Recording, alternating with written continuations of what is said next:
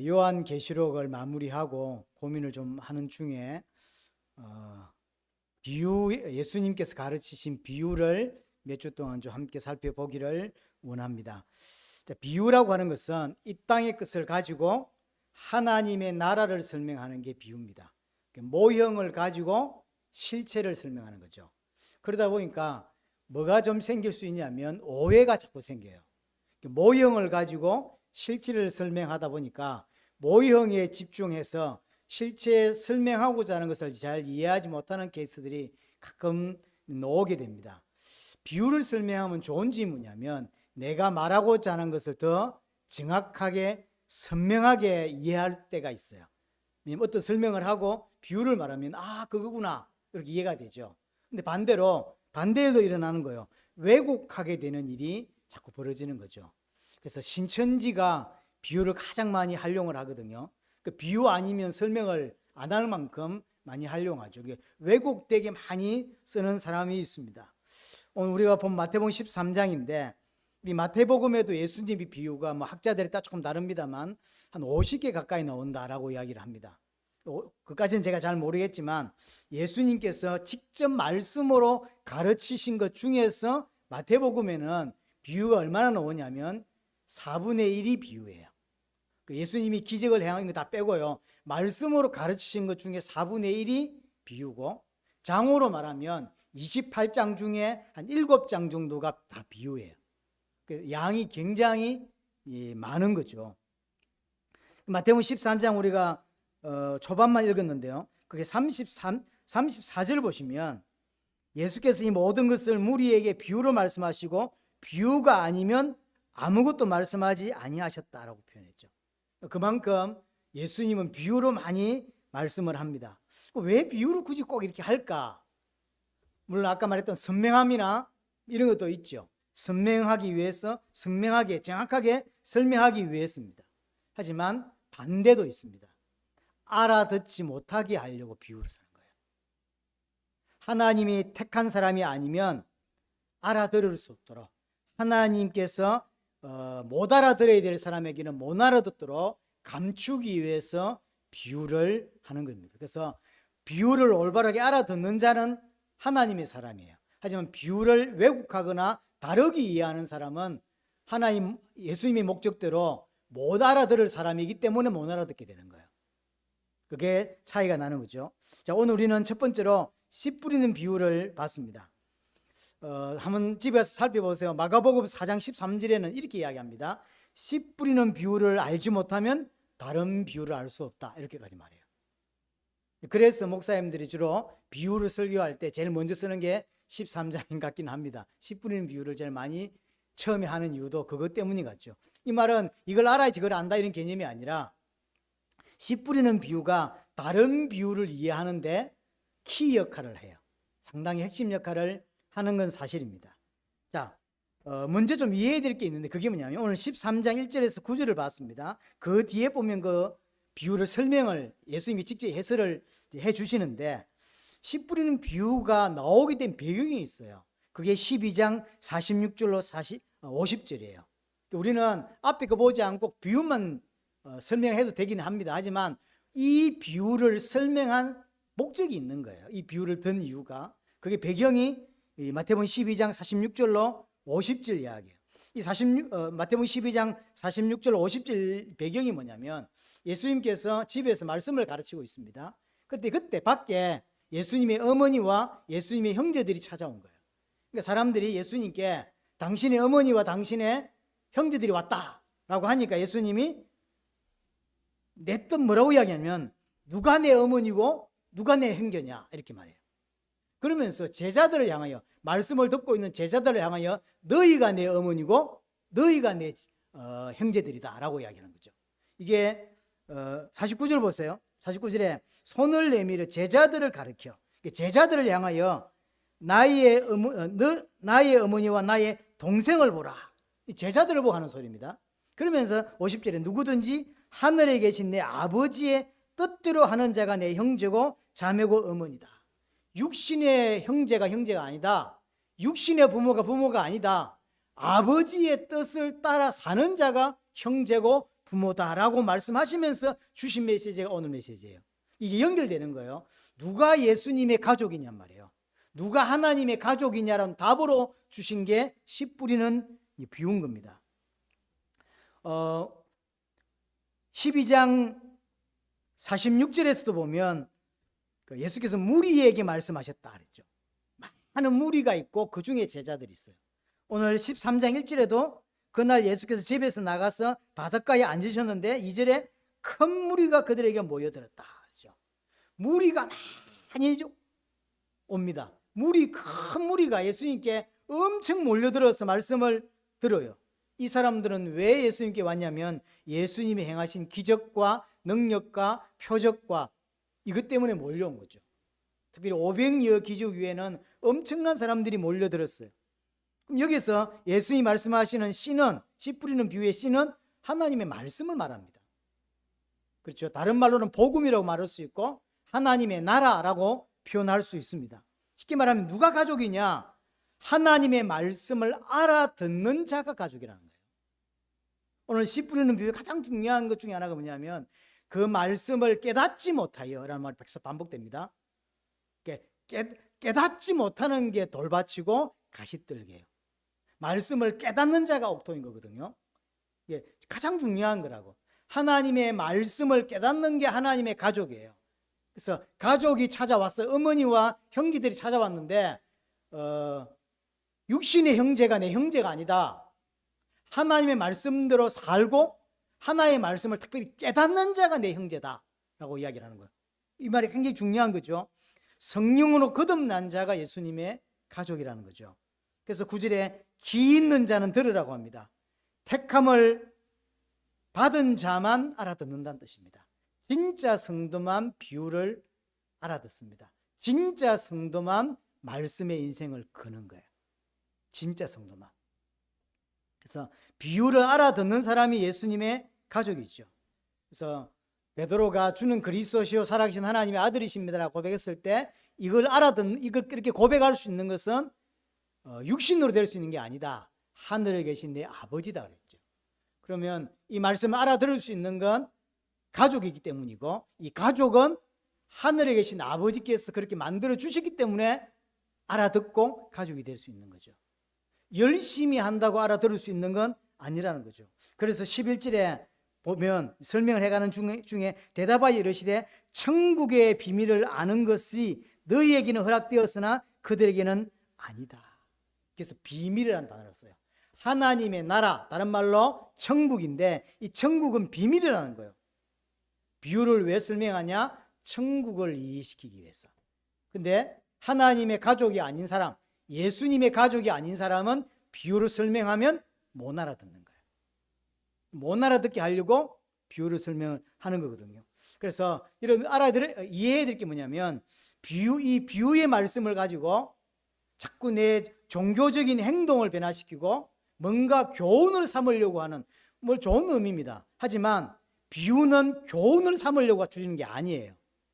본질적으로 하나님의 나라를 깨닫게 하려고 주신 게 비유지, 그 비유를 가지고 내 이제부터 옥토로 살아야 되겠다, 정신을 차려서 말씀에 집중해야 되겠다라고 깨달으면 그게 옥토예요. 그게 가시떨기고 그게 돌밭이에요. 처음부터 비유는 하나님의 나라를 설명하려고 하는 거예요. 비유로 모형을 가지고 실체를 설명하려고 비유를 준 건데 비유를 설명을 듣고 설교를 들으면서 반대로 깨닫는 거예요. 옥토의 삶을 살아야 되겠다는 둥, 조금 더 부지런히 살아야 되겠다는 둥, 말씀을 깨달아야 되겠다는 둥, 이런 식의 깨닫는 것은 전부 다 종교적으로 깨닫는 거, 윤리적으로 깨닫는 거죠. 그렇게 설교하는 목사는 길가입니다. 돌밭이에요. 그밖에 못 깨달아요. 왜냐하면 하나님의 가족이 아니기 때문에 그렇게밖에 깨달을 수가 없는 거란 말이에요. 그래서 비유 설교는 예수님에게 있어서 굉장히 중요한 거예요. 왜냐하면 큰 무리들이 몰려오거든요. 대부분의 돌밭이에요. 가짜란 말이에요. 그래서 그걸 딱 구별시키려고 주시는 메시지가 비유인 거예요. 하나님의 가족은, 예수님의 가족은 알아들어요. 하지만 예수님의 가족이 아닌 자는 큰 무리는 못 알아듣는 거예요. 그렇게 하려고 주신 겁니다. 오늘 12절에도 보면 말씀을 듣지만 빼앗길 사람이 분명히 있는 거예요. 그래서 교회 와서 말씀을 듣는다고 해서 알아듣는 게 아니에요. 많은 사람들이 교회를 올 수 있고 많은 사람들이 예수님을 찾아갔죠. 하지만 그 대부분의 사람들은 말씀을 다 빼앗기 버립니다. 너무나 대단하다, 와, 이랬는데 결국 말씀 다 빼앗기고 하나님의 가족이 아니었던 사람들이에요. 그래서 씨 뿌리는 비유의 핵심은 뭐냐면, 이게 중요합니다. 씨 뿌리는 비유는 밭의 비유가 아닙니다. 씨 뿌리는 비유는 씨 뿌리는 자에게 핵심이 있는 거예요. 밭에 있는 게 아닙니다. 우리를 옥토로 만들자라고 하는 게 씨 뿌리는 비유의 핵심이 아니에요. 만약에 그렇다면 밭의 비유라고 해야 돼요.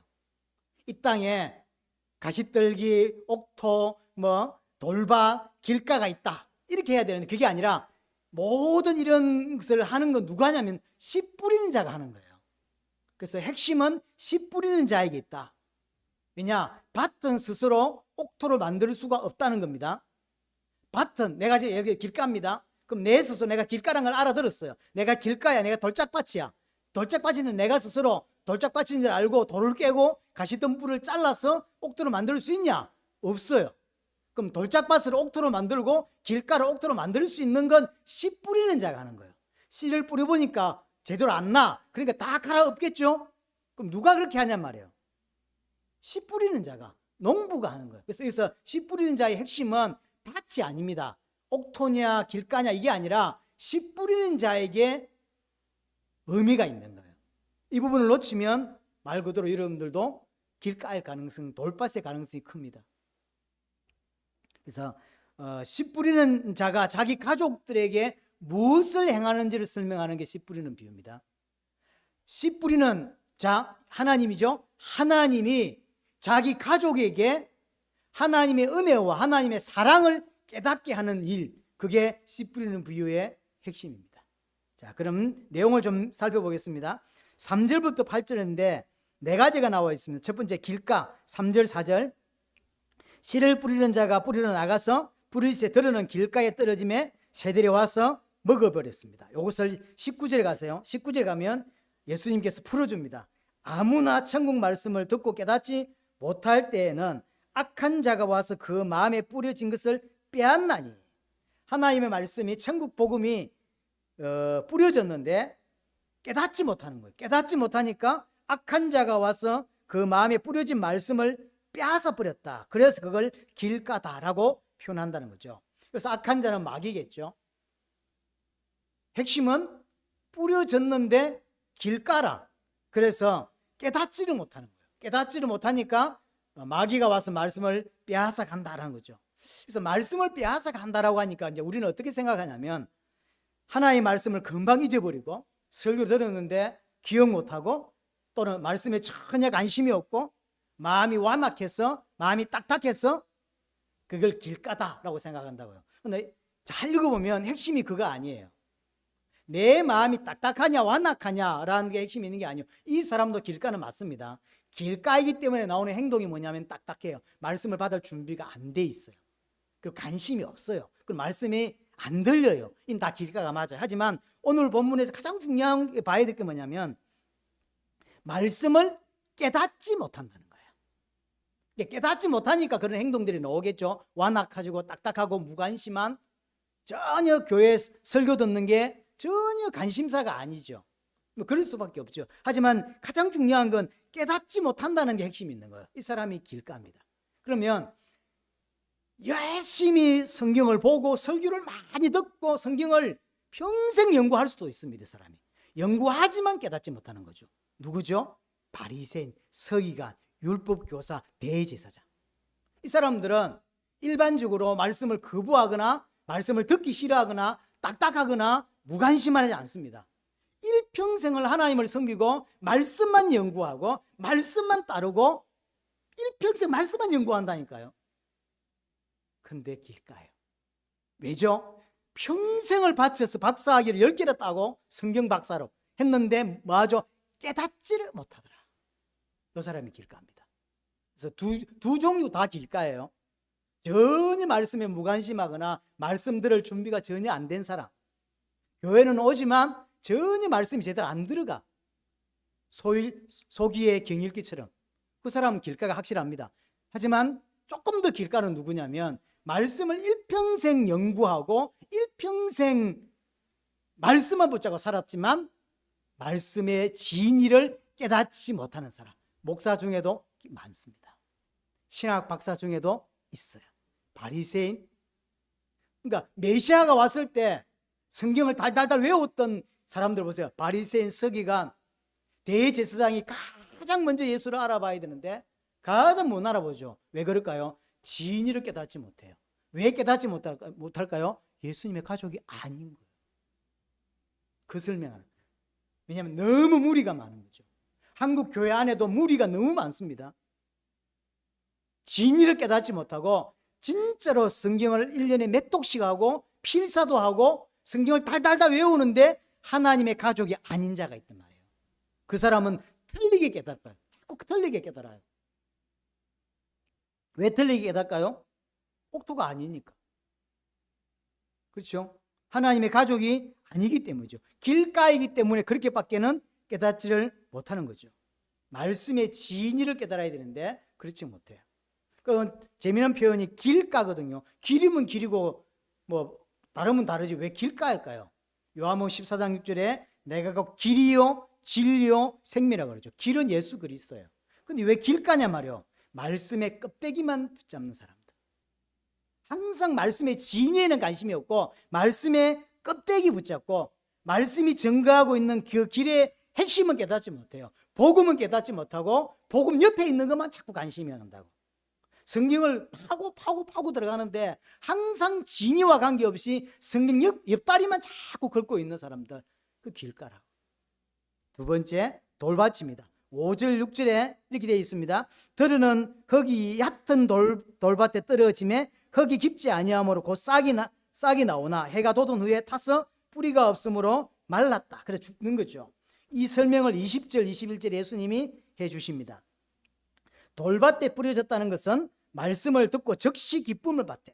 돌밭입니다. 말씀을 받았습니다. 설교를 들을 때 굉장한 감동과 기쁨을 받아요. 이거다. 이런 답을 넣는다니까요. 교회 오는 기쁨이 엄청 있는 사람이에요. 그렇죠? 그게 없는 사람은 길가일 가능성이 크지만 이 돌밭은요 기쁨이 있다니까. 교회 와서 말씀을 들을 때 말씀을 사모함도 있고 말씀을 듣고 깨닫는 것도 있고 힘도 없고 인생의 답을 얻었다 이런 표현도 하는 사람이에요. 그냥 기쁨을 얻는다니까.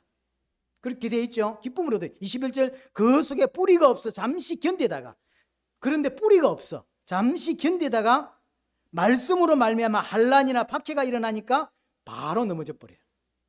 뿌리가 없으니까 당연하겠죠.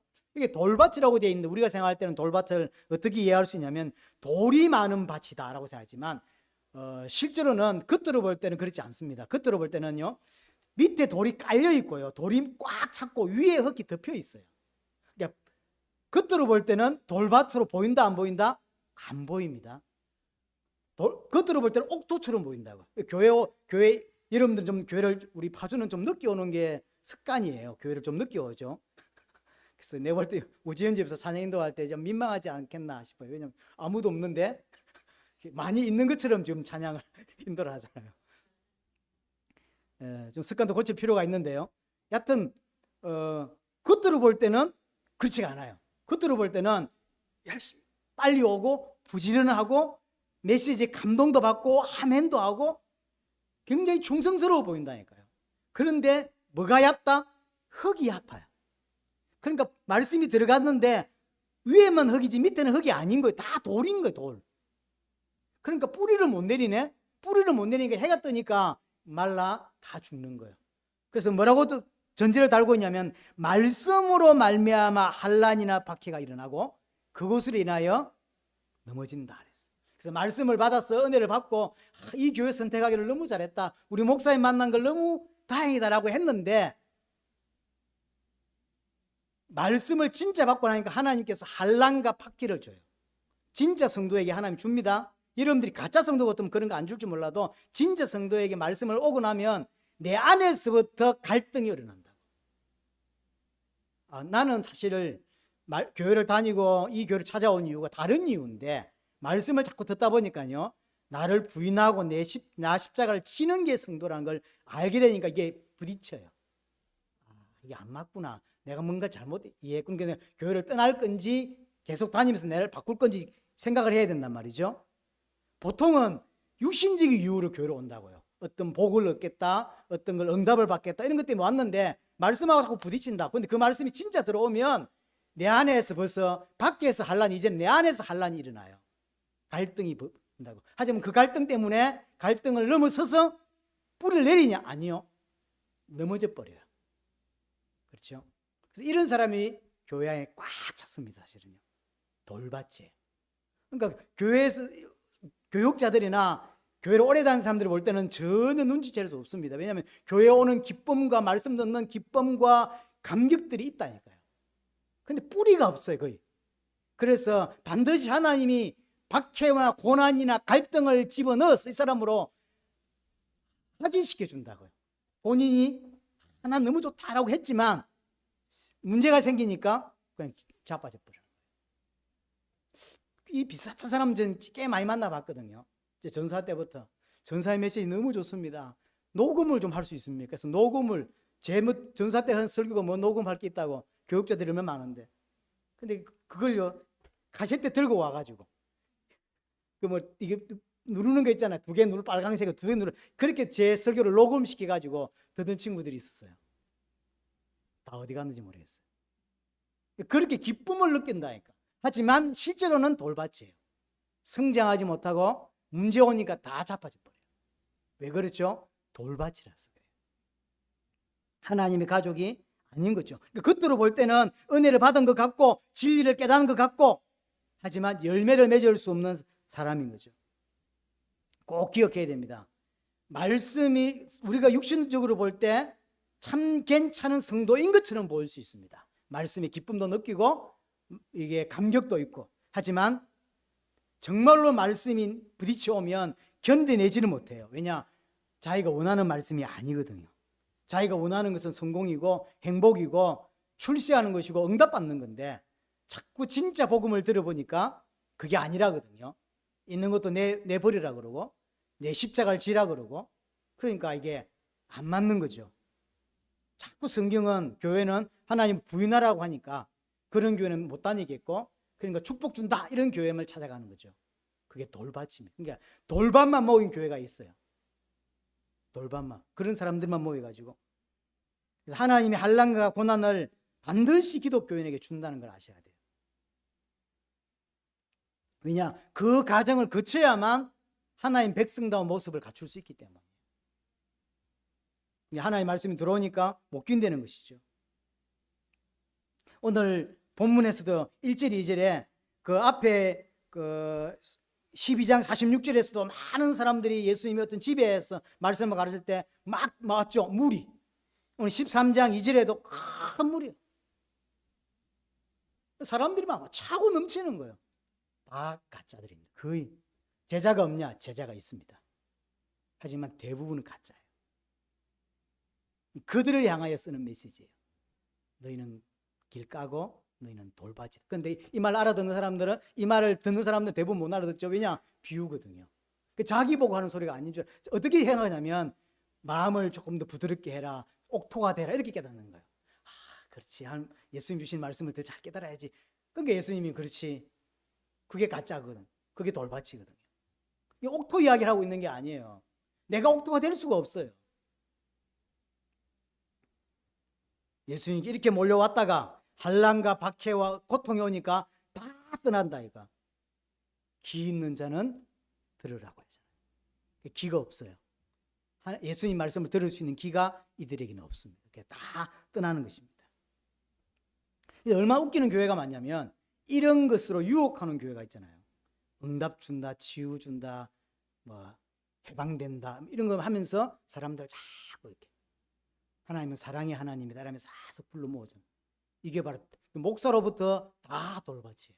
다 길가입니다. 사실은 큰 물입니다. 자, 세 번째 가시떨기입니다. 7절에 보시면 들으는 가시떨기 위에 떨어짐에 가시가 자라서 기운을 막았고, 그렇죠. 기운을 막아서 더 이상 성장하지 못하는 걸 이야기하죠. 22절에 그걸 답을 쓰고 있습니다. 가시떨기에 뿌려졌다는 것은 말씀을 들으나 세상의 염려와 재물의 유혹에 말씀이 막혀 결실하지 못한 자요. 아마 이 사람도 말씀으로 인한 기쁨이나 감격이 있는 것 같습니다. 하지만 뭐에 걸리냐면 세상적인 것에 딱 걸려요. 세상적인 염려나 재물 유혹에 막히는 거예요. 헌금을 많이 해야 되는 거 아니야? 이런 생각이 들고요. 그러니까 이제 육신적인 가치관 때문에 이게 이제 막혀요. 성장하지 못하고. 오병이어가 딱 끝나고 나서 수많은 사람들이 모여서 예수님을 임금 삼으려고 하죠. 요한복음 6장에 보면. 왜 그렇습니까? 예수님을 임금 삼으면 내 육신의 배를 채워줄 수 있다라고 판단했기 때문이죠. 그래서 수많은 사람들이 예수님께 오는 거예요. 근데 시간이 지나면서 예수님이 내 육신의 배를 채워주지 않는다라는 걸 깨달으니까 다 떠나갑니다. 그렇죠? 이 자들이 가시떨기입니다. 세상의 육신적인 재물이나 쾌락과 성공을 위해서 예수님께 나와왔습니다. 지금 있는 풍성함이 좋은데 더 많은 풍성함을 얻기 위해서 예수의 기적을 빌리려고 따라온 거예요. 근데 그래서 예수 믿으면 내가 있는 문제가 해결되고 응답을 받을 거로 생각했어요. 가정 문제, 경제 문제, 자녀 문제, 많은 문제들이 있는데 그 다 해결할 것으로 보고 온 거예요. 근데 교회를 좀 다녀보니까 그게 해결되지 않는다는 걸 아는 거죠. 떠나는 것입니다. 그런 웃기는 이야기가 있습니다. 교회가 아마 꽤 되는가 봐요. 성도들이 한 1000명 넘어 되는데 교회를 이제 성도들이 많고 하니까 교회를 새로 짓기로 한 거죠. 새로 지으려고 하니까 성도들이 한두 달 사이 한 300명이 교회를 떠났다는 거예요. 왜 떠났냐면 헌금해야 되거든요. 그리고 이제 3년, 4년 지나서 교회가 다 지으니까 300명이 다 돌아왔다고 하니까. 그러니까 이 목사님도 좋고 교회 분위기도 좋아. 마음에 들어. 그런데 뭐에 걸리냐면 자꾸 돈에 걸리는 거예요. 돈은 내기 싫어요. 그냥 적당한 이런 거 분위기 좋은 거죠. 여전도에 나쁘지 않고 남전도에 나쁘지 않고 그 사람들 멤버가 나쁘지 않아. 근데 이번에 왜 하필 교회를 이번에 새로 건축하냔 말이에요. 이게 마음에 안 드는 거예요. 그래서 막 앞장섰던 장로님들 집사님들 막 하다가 어느 순간 다 사라지고 3년 만에 다시 나타나는 거예요. 이게 딱 그게 가시떨기입니다. 너무 기뻐하고 막 이게 뭐랄까요? 하나님이 주신 은혜가 있다면 막 이래 하다가 세상 문제, 세상적인 것에 딱 걸려요. 그게 경제. 이게 딱 걸리니까 더 이상 못하는 거죠. 성장이 안 되는 거죠. 저는 사실 좀 간증 이런 거 별로 안 좋아하거든요. 어느 순간부터요. 왜냐하면 간증의 기준이 뭐냐면 다 세상적인 거예요. 이런 병이 있었는데 기도해서 이렇게 응답받았고, 너무 가난하게 어렵게 살았는데 11조 이렇게 바쳤더니 하나님 이렇게 응답해 줬고, 뭐 이런 게 있잖아요. 그럼 그 이야기를 왜 하죠? 나도 이렇게 응답받아서 너희도 이렇게 응답받아라는 이야기잖아요. 그럼 그게 전부 기준이 육신이에요. 돈 없던 사람이 돈이 생겼다는 이야기고, 이렇게 기도했더니 질병 있는 사람이 치유됐다는 이야기인데 그게 전부 육신이에요. 이 사람 다 가시떨기입니다. 그래서 응답받는 비밀이 어떻다는 등, 해방되는 어떤 영적인 어떤 승리의 비밀이 이런 메시지가 차고 넘치죠. 한국 교회는 전부 가시떨기입니다, 사실. 자, 마지막 옥토입니다. 8절에 보면 이렇게 되어 있습니다. 들으는 좋은 땅에 떨어짐에 어떤 것은 100배, 60배, 30배, 100배, 60배, 30배 결실을 얻는다라고 했습니다. 좋은 땅에 떨어지면 이렇게 되죠.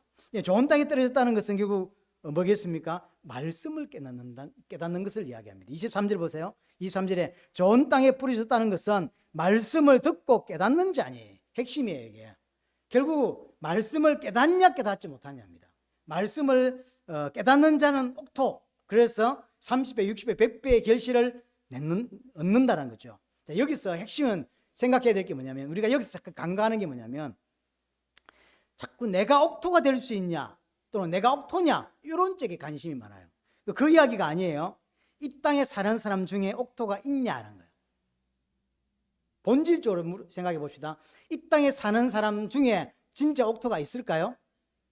옥토 없어요. 옥토가 없습니다. 여러분이 옥토입니까? 제가 옥토인가요? 옥토 아니에요. 옥토 없어요. 우리가 스스로 옥토가 되어서 하나님의 말씀을 깨달을 수 있냐? 불가능합니다. 성령의 은혜로 말미암아 깨달아질 수 있는 것이지 우리 스스로 옥토가 될 수가 없다고. 우리는 전부 다 길가, 돌밭, 가시떨기입니다. 성경 이야기죠. 오늘 이사야를 불러서 뭐라고 그랬죠? 내가 나병 환자입니다 라는 거 이야기하죠. 우시야만 나병 환자가 아니에요. 이사야도 나병 환자예요. 이 땅에 태어난 모든 사람은 하나님의 은혜가 필요한 죄인이란 말이죠. 우리는 전부 다 길가고 돌밭이고 가시떨기라니까. 로마서 3장 10절에 보면 의인은 없나니 하나도 없다. 깨닫는 자도 없고 하나님을 찾는 자도 없다. 우리는 길가고 돌밭이고 가시떨기입니다. 로마서 3장 23절 모든 사람이 다 죄인이라고 그랬습니다. 우리는 다 길가예요. 다 가시떨기라니까.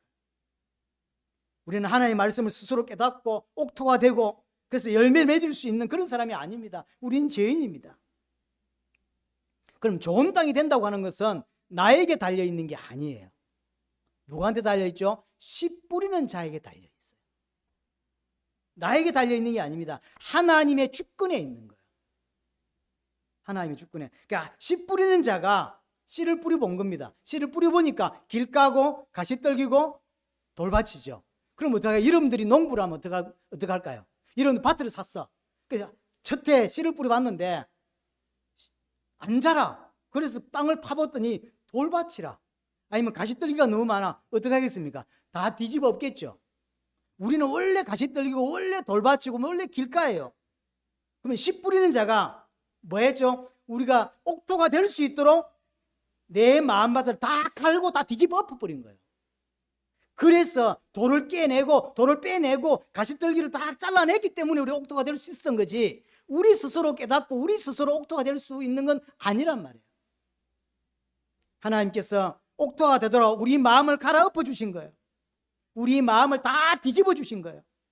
생명의 씨가 떨어졌을 때, 천국 복음이 내 마음에 떨어졌을 때 뿌리 내리고 열매 맺을 수 있는 마음 상태가 될 수 있도록 다 뒤집어 갈아엎어 주셨어요. 누가요? 씨 뿌리는 자가. 우리는 원래 길가입니다. 우리는 원래 돌밭이에요. 우리는 원래 열매를 맺을 수 없는 가시떨기라니까. 하지만 하나님이 우리를 사랑하셔서 우리에게 은혜를 베풀어 주셔서 그 마음을 갈아엎으셔서 생명의 씨앗이 떨어지면, 복음이 떨어지면 열매 맺을 수 있는 사람으로 하나님이 바꿔주신 거예요. 그래서 씨 뿌리는 비유는 하나님이 우리에게, 정확히 말하면 당신의 가족에게 무엇을 행하셨는지를 설명하는 거란 말이에요. 사랑과 은혜로 말미암아 내 같은 죄인이, 복음을 들어도 알아들을 수 없는 내 같은 죄인이, 지옥 가도 마땅한 나 같은 죄인을 하나님께서 말씀을 알아들을 수 있도록 내 마음을 갈아엎어 주셨다고. 내 마음을. 그래서 씨 뿌리는 자에게 핵심이 있는 거예요. 우리는 절대로 옥토가 될 수 없는 자입니다. 옥토일 수 없어요. 그냥 놔두면 악한 자가 와서 다 빼앗을 수밖에 없는, 빼앗길 수밖에 없는, 악한 자가 와서 우리 마음에 떨어진 그 복음을 다 물고 가버린다니까요. 그렇게 되지 아니하도록 하나님께서 우리 마음에 찾아오셔서 우리 마음을 옥토로 만들어 주시고 좋은 땅으로 만들어 주셔서 열매 낼 수 있도록 그렇게 해 주신 것이죠. 자, 정리하자면 오늘 예수님의 이 씨 뿌리는 비유는, 씨 뿌리는 비유뿐만 아니라 모든 비유는 하나님의 나라에 관한 이야기입니다. 이 땅의 육신적인 것을 가지고 천상의 비밀, 하나님의 비밀을 설명하고 있는 게 비유입니다. 하나님 나라의 실체는 결국 예수님입니다. 그래서 우리가 씨 뿌리는 비유를 비롯해서 비유들을 좀 보게 될 건데요, 이걸 종교적으로 또는 윤리적으로 율법적으로 이해하면 안 됩니다. 하나님의 가족답게 하나님의 가족이 깨달을 수 있는, 하나님께서 나를 가족 삼기 위해서 구스 여자 같은 나가, 절대로 하나님의 언약 공동체 아래 들어올 수 없는 나를 그리스도의 신부 삼아 주시는 그 은혜를 베풀어 주시는 그 사랑 이야기, 은혜 이야기가 씨 뿌리는 이야기라고요. 그래서 뭐라고 표현했냐면 비밀, 그것도 천국의 비밀.